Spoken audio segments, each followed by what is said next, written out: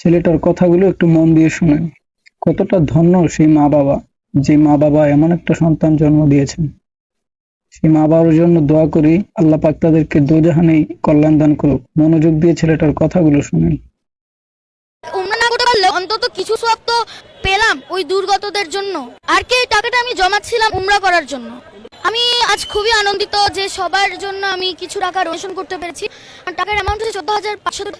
এই টাকা এটাই যত টাকাই হোক না কেন, অন্তত আমি এই টাকাটা দিতে পেরে যে তারা যাতে এবং যারা দুর্গত রয়েছেন তারা অন্তত যে এই টাকা দিয়ে অন্তত কিছু জিনিস তো কিনতে পারবেন, কিংবা ওই টাকাটা দিয়ে অন্তত কিছু হেল্প তো তারা পাবেন, সেজন্য আমি খুবই আনন্দিত। এই টাকাটা তুমি কোথায় থেকে দিলে?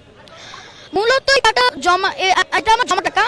গত 2 বছর বা 3 বছর হয়তো এই সময়ের মধ্যে আমি একটু একটু করে জমিয়েছি, এবং আজকের এই টাকাটা দেওয়ার হয়তো আমি আরো জমাতাম, তবে আজকের এই টাকাটা দেওয়ার